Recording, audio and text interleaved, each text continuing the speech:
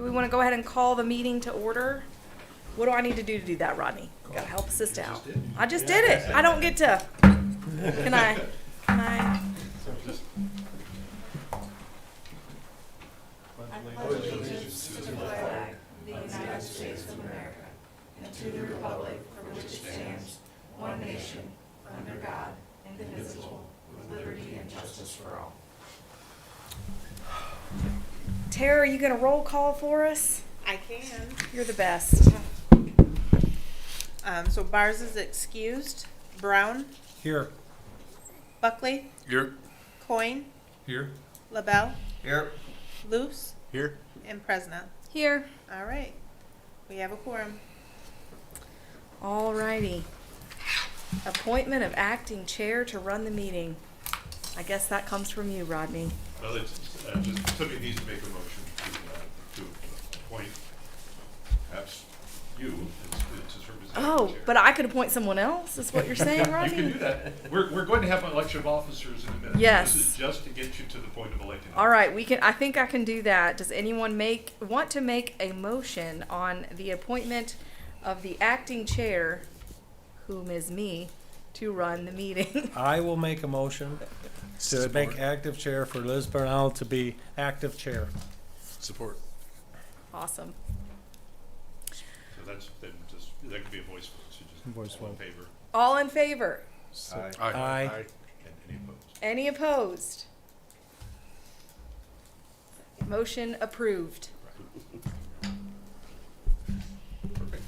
This is gonna go to my head, y'all. Good job. Good job, Liz. You started. All right.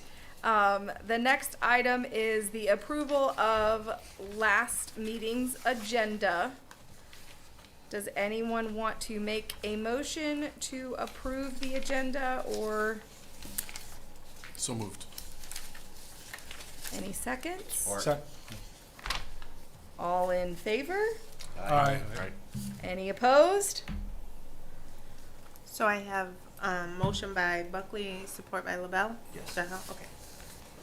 No nays, as it It's were. adopted. Agenda is adopted. Next up on the list, correspondence and board reports. I don't know that there's an action to be done here. It's just, right? No, it's just noting that you have the matrix of the expiration dates for the various board members. We have a couple of, we have one or two. We have one that's up this year. So that's just for your information. Gotcha. And that should be in your packet. I don't know. I think items 2 and 3 there. Next up, approval of minutes from our December 7th regular ZBA meeting.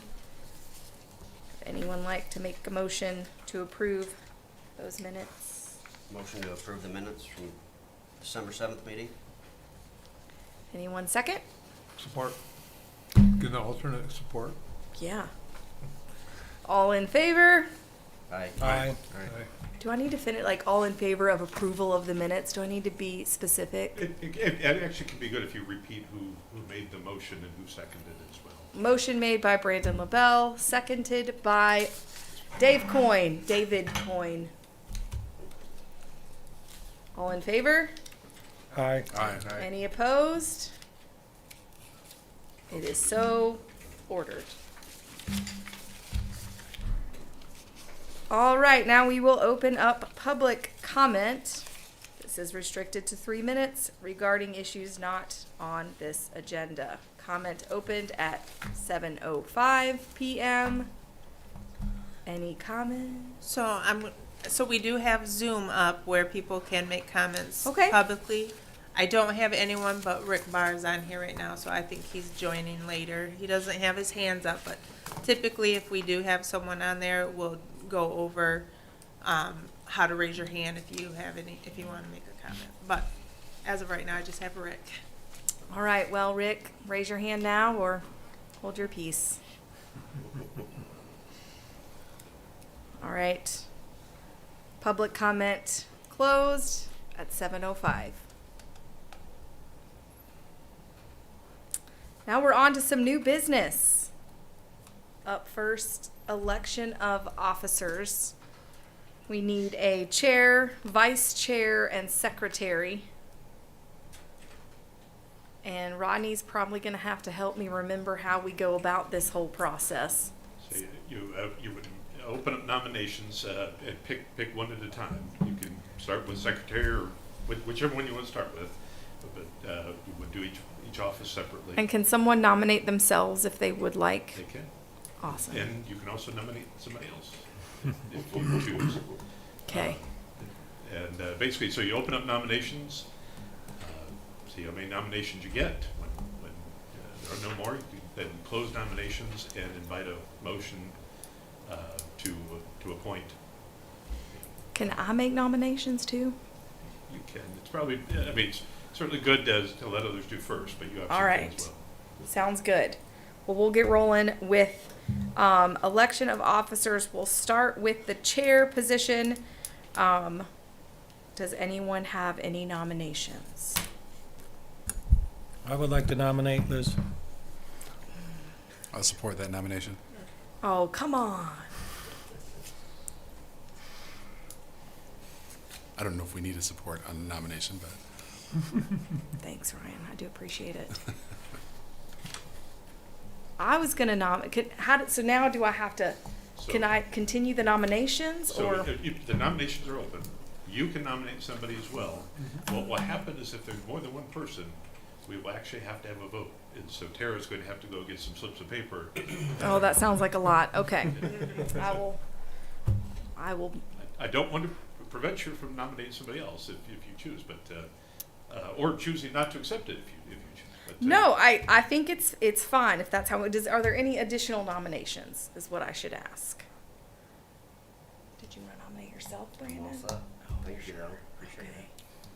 it. Is this the way you wanted this to go, as far It's- as a board? Is it it's- something? It's all good. I Okay. don't want you to feel obligated to nominate me either. Well, 'cause I thought that's I- kind of, I was under the understanding, with the way we sat down and did the first initial vote that, you were looking at being, you wanted to be chairperson. No, so what happened was Andy Tyson was our chair, and he was a wonderful chair. Yes, he. And his board term expired, and I was the vice chair at the time. So because he's now gone and I was the vice chair, I am the acting chair just by default. Gotcha. So definitely I would be open to not being the chair. But if this is the kind of chaos that you're looking for, then we can roll with it. I'm happy to. I've been on the board for a few years now, so I'm happy to do that if no one else is comfortable doing it. But I'm also happy to keep these nominations rolling. But then we do have to have a vote, and then that's a whole thing. So It's not hard. Yeah. it's not hard. No, we can count. There's only a few of us, so it shouldn't be a big But deal. the main thing is like this, that we have to have ballots, because it's a secret ballot. She gathers them, let you know who won. Not a big deal. I was gonna nominate Brandon, who's been on as long as I have, and he seems like he could run a very good meeting. I think you're doing a great job. Do you want to arm wrestle I for it decline or your something? nomination. All right, I will accept the nomination unless there is someone else who would like to step into the role. It is not.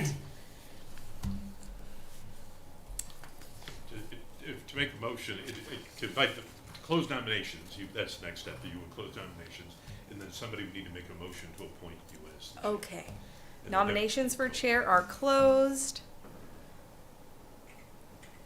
Okay. Does I will anyone- keep right on rolling then. I'll make a motion to nominate, No, to appoint. or appoint, excuse me, to appoint Liz Presnell for the chair position for the ZBA, Union Township. Does anyone want a second? Second. And all in favor? Aye. Any opposed? It is so moved. Is that the right verbiage? It's done. Yes, it's so approved. Yeah, It is- that's fine. Been approved. Yep. You could also just take the gavel. we'll probably have to get together after this, Rodney. You'll have to give me a little better of a script so I don't totally butcher this next time. You are doing great. Excellent job. All right, next up, Vice Chair. Do we have any nominations for Vice Chair?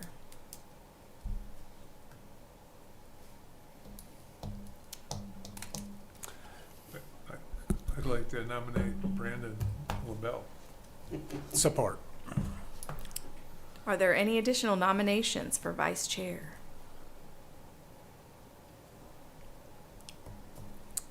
All right. Would anybody like, oh wait, nominations are now closed for Vice Chair. Would anybody like to make a motion? I'll make a motion to accept Brandon LaBelle for vice chair. Support. It is so approved, moved, gavelled. You have to vote. Oh, I have to vote. All Darn in it. favor? All in favor? Aye. Any opposed? It is approved. Last but certainly not least, we have the secretary who records the meeting minutes in lieu of our good friend Tara over there. Are there any nominations for secretary? Mr. Coyne appears to have a active pen over there. I would nominate Mr. Coyne. I'm an alternate. Oh, you're an alternate, that's right. Are you, Mr. Buckley, are you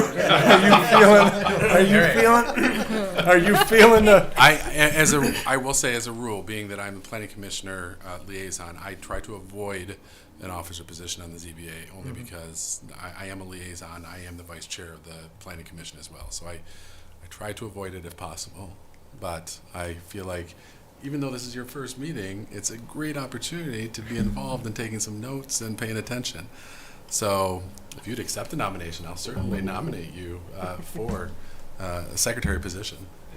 And you're welcome to ask Tara what would be involved, because she can tell you exactly what you.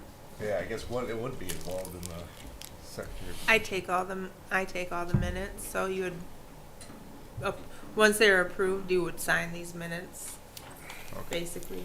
So basically review and approve the minutes. Review and approve. But there's gonna be an approval, the board will have to approve them before you sign them anyway, so usually I would give them, for the clerk, I give them to the clerk to review before I even put them in a packet for a draft motion, or a draft minute, so I don't really do that with the planning commission. Rodney usually goes over them first, so it's just basically signing. I'll accept it. All right. So nominated at least. support, yeah, I'll All support right, it. nominations are closed for the secretary position. Would anybody like to make a motion? Motion to approve? Support. All in favor? Aye. Any opposed? Congratulations, Eric. You can vote against yourself, it's not gonna do you any good. All right, next up on the list is the training work session, MTA module follow-up discussion. So for this, I think, are we gonna open the Zoom? So if everybody's in agreement, we'll Do I need to take a vote or, okay, yeah. we're- with it. Okay. We'll bring Mr. Bars in for the discussion. We would love to see Mr. Bars. He's the one that's gonna have the palm trees in the background. Good for him, that lucky bugger.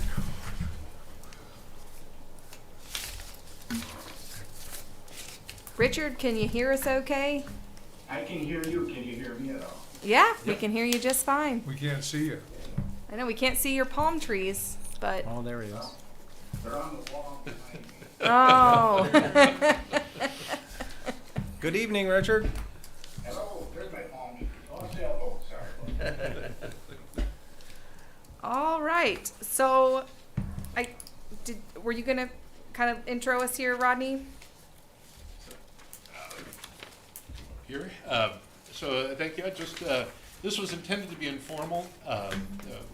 We asked that everybody take a look at and go through the Michigan Township Association training modules for the Zoning Board of Appeals. Their online learning center is something that the township subscribes to, so for staff and all of our boards and commissions, these trainings are available. I guess the first question I would have is, did everybody have the chance to get in and take a look at that material? I got through all but the last one. I was like halfway through it, and then it said media error. So I've got 2.5 done. All right. So, but yeah, it's very informative. Good stuff. Excellent. Yeah.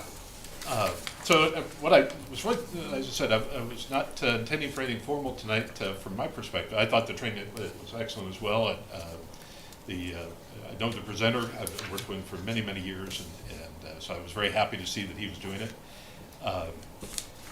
So I guess I would just invite to start with you to talk about what did you learn? What was something surprising, perhaps, that you learned from the training? For me, nothing like surprising, but nothing surprising. But it was interesting on the site visits.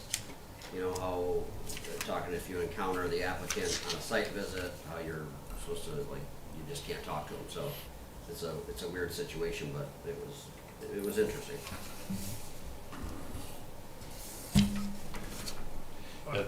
Go ahead. I learned, would you got to hold this now at the top? No, actually, you don't need to do anything to Okay, it. Brandon. don't- Oh yeah, I thought you did. No, I forgot what I was gonna say. Well, it was, basically, you know, you thought you had you could make a call. Well, I've got it, that you're really going by the book. Yeah. There's no, well, I think that guy should have that. No. And the 2-inch and the 20-foot rules, those don't fly either. And I think I would, when we did that solar thing, that solar for the church, I guess if I would have known the true height of it, most of the time I probably would have been, I was already there, but we built it and it went on good. And so I learned a lot even being up in front of the ZBA, or was it the planning? That was planning commission. Definitely the Oh, planning commission, I know, yeah. So, yeah, there was a lot of good stuff in it. I did all 3 hours. Yeah. I think I dozed off once, but, but I mean, pretty much got it. It was, it's a good reference then to go back to, too. Well, and a good reminder that, the implications of granting variances can be, big. And while we always want to be supportive and, help people out when we can, at the same time, we have to follow our ordinances, and if we are granting a variance, make sure it is for a very specific and defined reason, and the implications can, become a slippery slope. So I appreciate the comment about the ex parte communication, the talking to the applicant. That is a challenge, because unfortunately you can easily give the wrong impression. You can so easily make it seem like you've made a decision, or they can simply come into the meeting and say, well, you said when we were out there that. Yeah. So it really is just for the best, just to say, I'm sorry, I can't talk to you. Obviously, you introduce yourself. Yeah. But Can't talk about the Yeah. application. Yeah, best to just do everything in the public meeting.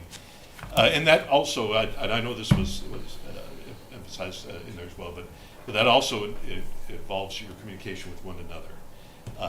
Please don't text amongst yourselves, don't email amongst yourselves, anything about the zoning board of appeals, the things that are on your agenda. It's really best to avoid that. I'm not saying don't email. I'm not saying don't text. If anybody's friends, whatever, you do what you need to do socially. It's completely fine. But just make sure that you have all of your deliberations take place here in the public meeting. It makes all the difference to avoid trouble down the road. Rick, did you have any thoughts on the training that you participated in? No, I thought, actually, I kind of agree with everybody. It's very specific. It doesn't leave a lot of room for gray area, so I really enjoyed it. And I enjoyed the presenter, I think Steve Langworthy or something. Steve, but he was excellent in the presentation, and the questions from the audience helped clarify some things as well. Excellent. I think, Dave, you made a comment, oh my gosh, now it's slipping my mind, even as I was thinking. Knowing So- the height of something. Or By the book, Yeah, by thank the, you. oh, That was- by the book. That yeah, was going great. By the book, that's what we're here to do, is to Yeah. go by. You can't make any, call off the top of your head and say, well, I think that sounds like a great idea, but Right. kind of takes the personal thing out of it. Well, it's interesting. I mean, we have, we can talk a little bit about the criteria for variances. That we just updated them. You have the updated version in your book.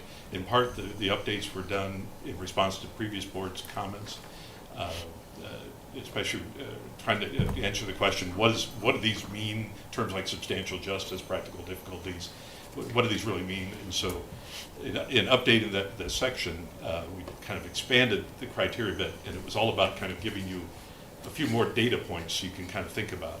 But each of those criteria really is a judgment call.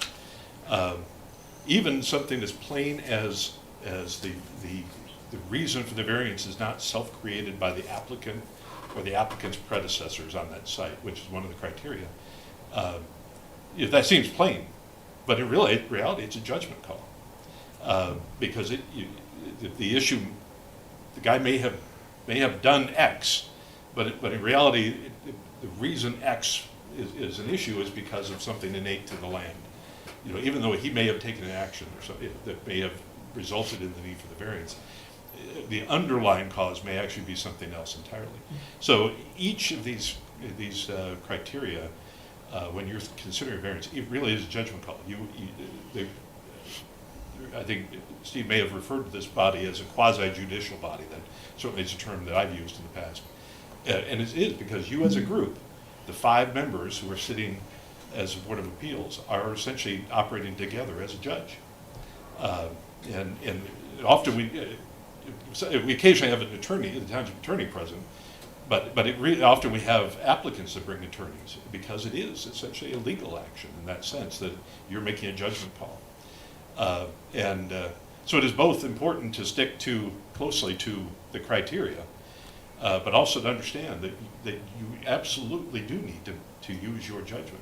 And so, for example, as you mentioned, you can't simply make an off-the-cuff, well, we think he should be able to have a variance. That may be your starting point because you feel like there are reasons. Well, it's just important then to articulate those reasons. And so you're looking at those criteria, how does this fit with these criteria? And if you find that's the case, absolutely. If you feel there's a case for a variance, and that's the direction your judgment, that is completely appropriate. It may be the opposite of one of the other board members, and that's also completely appropriate.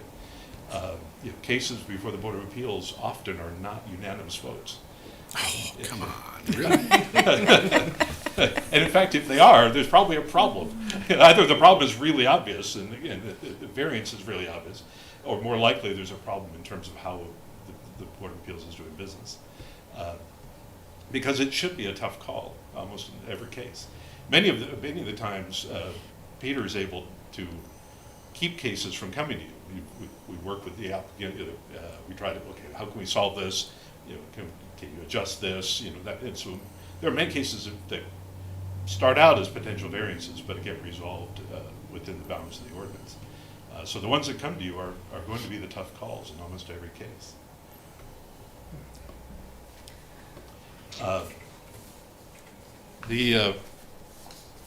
I guess, are there any other thoughts in terms of the training? Anything else that stood out to you that you'd like to share? Any questions that came up?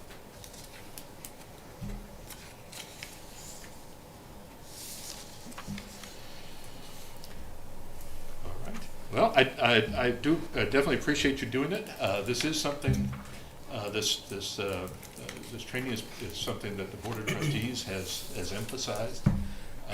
That we ask that each member of the Board of Appeals, regular members and alternates, attend some kind of training at least once a year. That's our preference, our goal.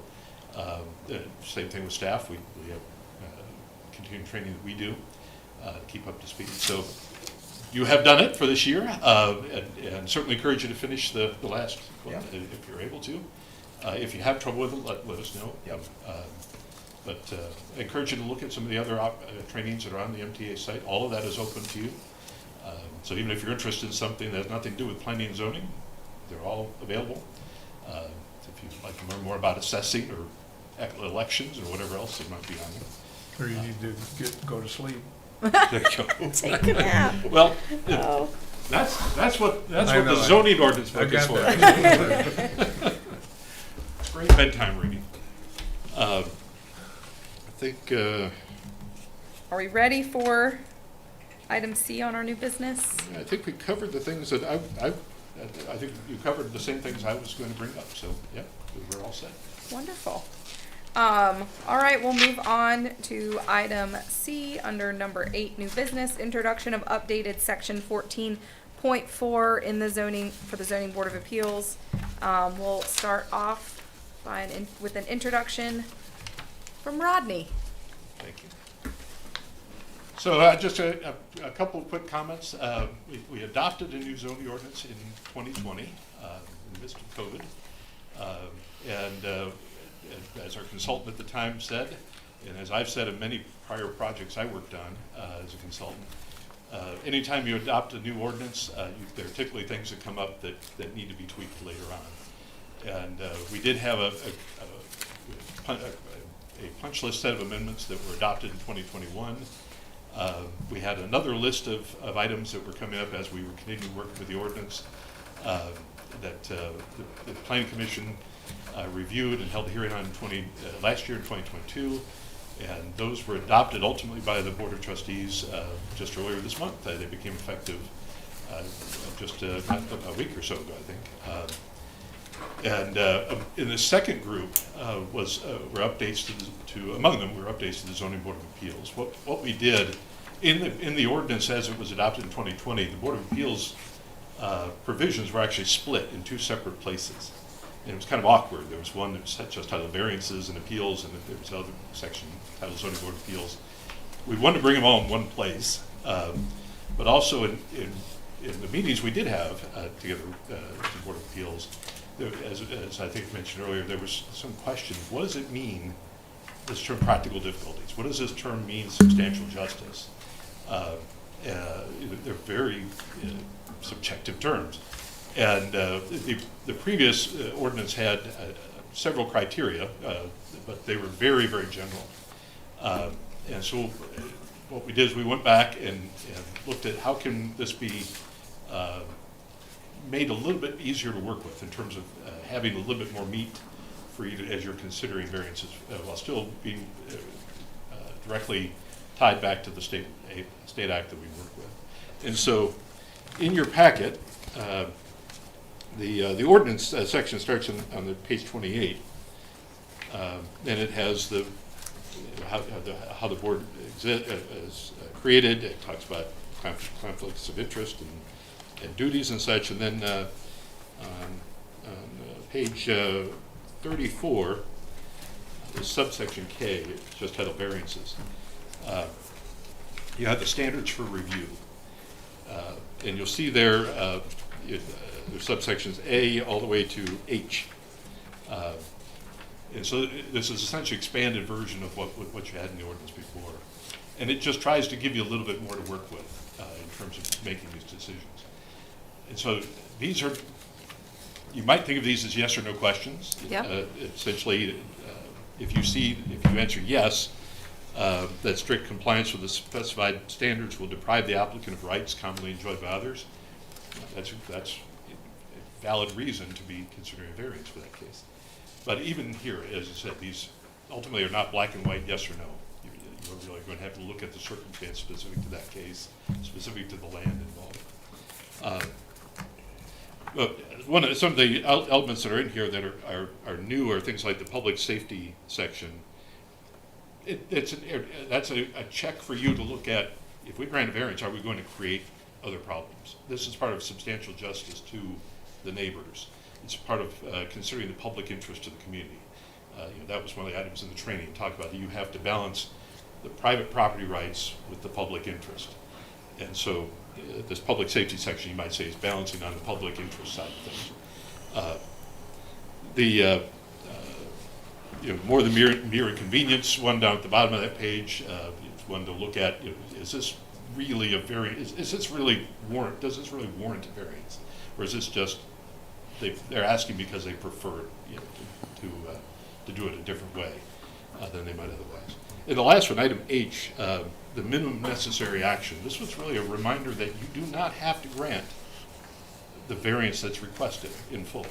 If you find that that a variance is warranted, but maybe it's not everything they've asked for, you have the ability to approve a variance that may be a lesser variance than what they've asked for, that gets to the point of protecting their private property rights. We're not depriving them of a property right enjoyed by others, but not necessarily giving them everything that they requested. So it's one of those elements, as you're looking at any case, you want to be thinking about these items. I know in the past, Andy Tyson has kind of gone through those, read them out, and talked individually, and I think that's a very valid approach to really consider these. So as I said, this was just a quick introduction. This is your section. Everything about what you do in terms of making decisions is in this new section here, 14.4. I'm happy to answer any questions now, and certainly again in the future as well. Is that in the book? No, this was just adopted. Oh, okay. So you are going to get a supplement. Tara is going to be working on that. As I said, this was just adopted earlier this month by the Board of Trustees. It became effective just about a week ago, and so we'll be putting supplements together, basically replacing pages in the ordinance. And It we'll should send be in those the out. back of your packet, I think. I got it. Oh, you've got it. I was just trying to figure out how do I get it in there. Well- There's no holes in here. Fair enough. But you're gonna do pages, though. Yeah. So you're gonna go in and change what we already have, the page, okay, I see, okay. Because I was trying, yeah. Rodney, I looked through this and I think it's great. I can't see any one of these that would prevent any of the debate we've had since I've been on the ZBA, which is, again, to your point, is all of these are kind of still judgment calls. When we talk about, and maybe there's not a clear-cut answer to this too, but when we talk about things like not self-created issues or more than a mere convenience, I know there is a mention of financial return, money essentially in the Part G, more than a mere inconvenience. Mm-hmm. But when we talk about some of these things, for me, one of the things I do struggle with, and we've voted both ways on this in the past. We've had homeowners come in and say, "Hey, I bought the wrong thing," for instance, for building a barn. I got $40,000 worth of trusses on a barn, and you're telling me I got to eat that cost, and they did. They ate the cost, and we have others that have come in and said, "Hey, I need a variance because it's just going to cost me more money to do it according to the ordinance." So I guess I'd like to hear your thoughts in terms of, as we weigh decision making on variances and we go through some of these standards here, how much weight do we put on the notion of something being practically or logistically possible to do, but it's not the cheapest course of action for whoever might be in front of us, for whoever that applicant is? Yeah. That's a great question. I think in the training, Mr. Langworthy, one of the things he commented on was that you need to focus on the characteristics inherent to the property, not the person. So because in reality, the need for a variance should ultimately come out of some condition related to the land or the building or whatever it is, something physically on that site that is creating a problem. It might be a creek or wetlands or odd road rights of way. There's various physical conditions on the land that can create the need for a variance. So my suggestion is that while the applicant may focus on financial, they may focus on their personal hardship, is in terms of deciding whether you need to grant a variance in a particular case, whether it's warranted, you really should focus on those innate characteristics of the land in question. You may find that some of their financial concerns, some of their personal hardship may result from these other things. And so you may ultimately find that there's a need for variance, but it should be based on those inherent characteristics of the land. Yeah. Okay. Yeah, the one that was interesting was where he was talking about a developer in New York City had built the property 6 stories too tall, the apartment complex or whatever it was, and that they, obviously, they ended up going in litigation and everything, but he had to take the 6 stories off. So, I mean, you know, quite a cost to him, but I think what you're saying is it's self-inflicted, right? The guy did it before he understood what the ordinance required, so, yeah, tough one to swallow, but it is what it is, right? Yeah, yeah. And this is personally for me. I mean, I've been on the planning commission for quite a while now, and you know, when we're weighing these things, it's always a tough for me to balance between, well, it doesn't seem like a big deal, but then also does it not seem like a big deal? Is that justified in saying, all right, we're going to make an exception here for that? And there's no clear-cut answer to that. It's just, I guess it's just, you know, my goal is to try to consistently apply a standard across, across any applicant that would come aboard. But it is, no matter how many A through Z or whatever kind of things we have, it does ultimately comes down to a gut decision at some point. So, Well, one thing to keep in mind in terms of that question, the question of cost. You know, I can do it less expensively if you allow me to do Y instead of X. In the building code, they have to comply.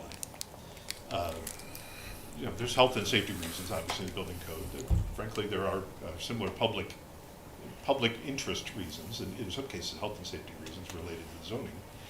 But I think this is also something Mr. Langworthy may have mentioned, if I recall, but he talked about, 98 out of 100 people do comply. They can comply. They may prefer to do something else, but because they'd like to have their new pole barn in the far corner of their lot, so they keep the majority of the lot open. They don't want to have a setback because they want to maximize their lot. Well, everybody else, 98 out of 100, put the building where it's required to be. The setback is not onerous. If we don't require them to put the building right in the middle of the lot or anything like that. So even if in a particular case they prefer not to, that in itself is not ultimately going to be a justifiable reason to grant a variance.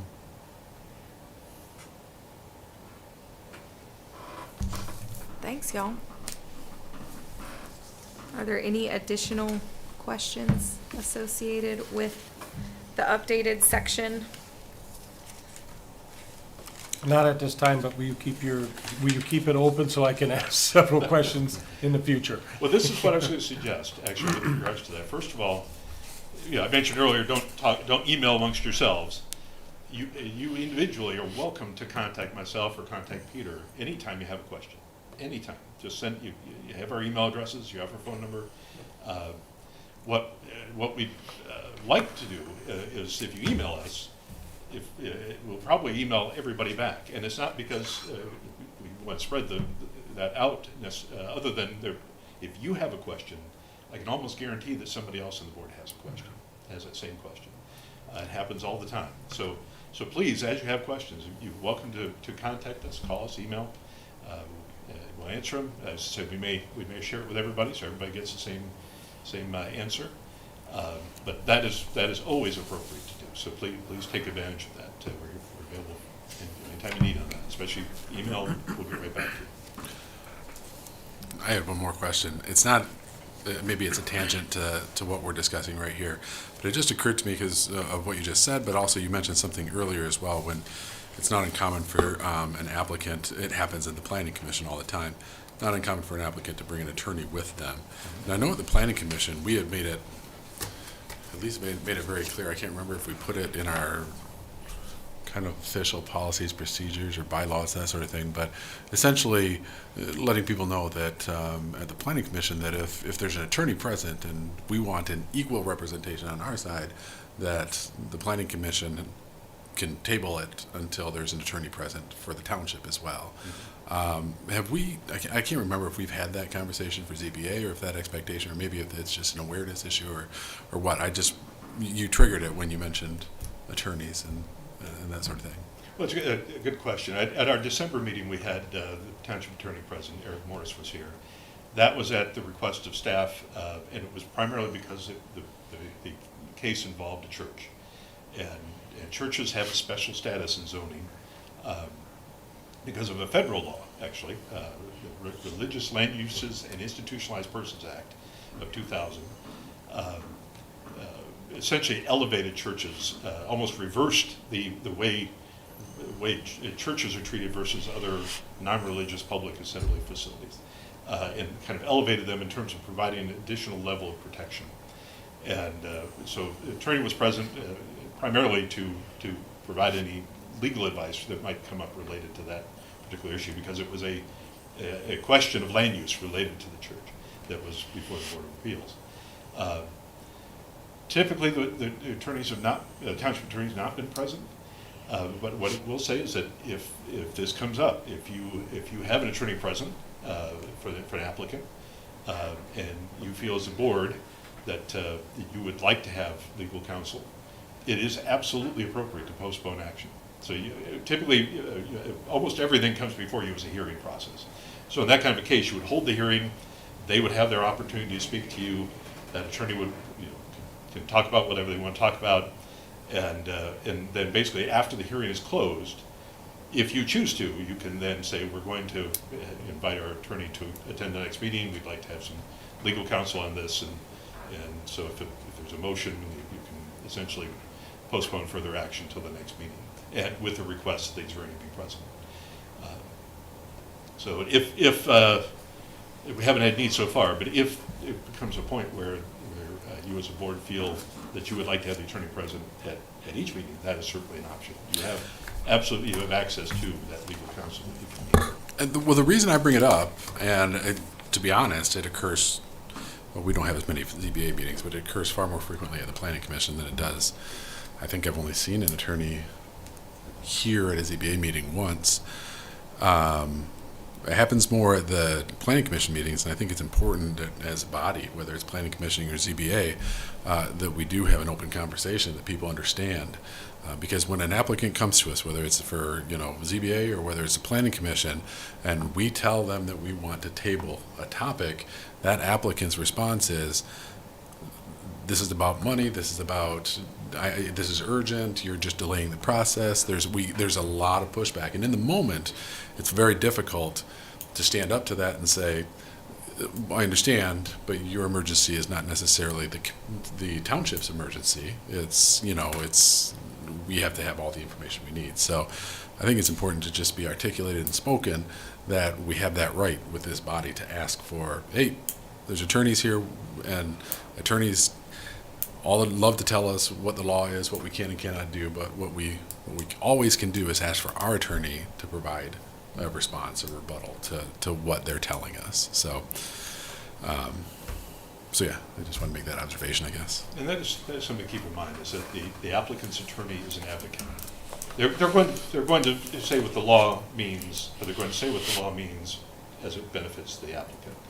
And that's completely appropriate, and that's their role.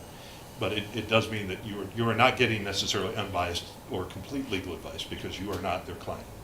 And so, absolutely, if there's ever a need, you have every right to let's pause and bring the township attorney in.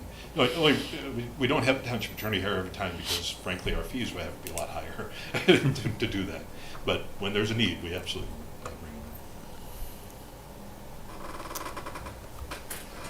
in. All right. Any other questions?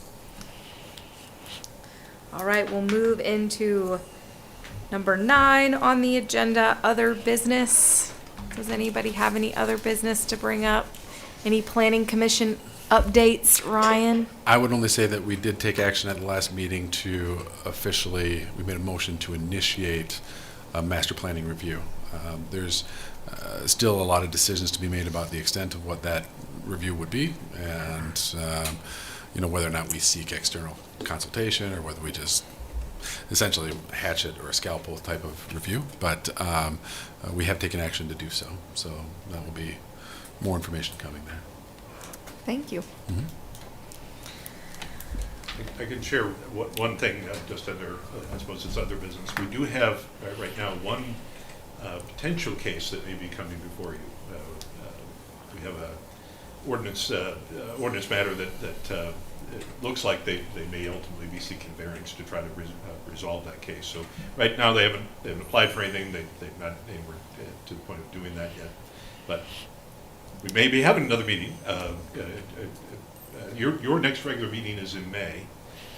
In April, on the first Wednesday in April, which is your normal meeting night, the township is having their joint boards and commissions, all the boards and commissions meeting together at Jameson Hall. There'll be more information coming out about that. So you're invited. Please attend if you're able. It's a good opportunity to report back to the board of trustees, but also to hear what's going on with each of the boards and commissions. But anyway, as I said, we do have this one potential, so we may have a case come for you for your next meeting. What's the location of the meeting? The document says Commission on Aging. Did that change? It changed Okay. right after I sent that out. Of So, course, yeah. last year Jameson was under construction, so we had it at Commission. Well, now it's remodeled, so we're gonna hold it there. Right. So Okay. more information will come on that though. Awesome. Thanks, Tara. All right, we'll open up extended public comment. This is restricted to 5 minutes regarding any issue. Extended public comment is open at 7:47. Did anyone else join the Zoom? No.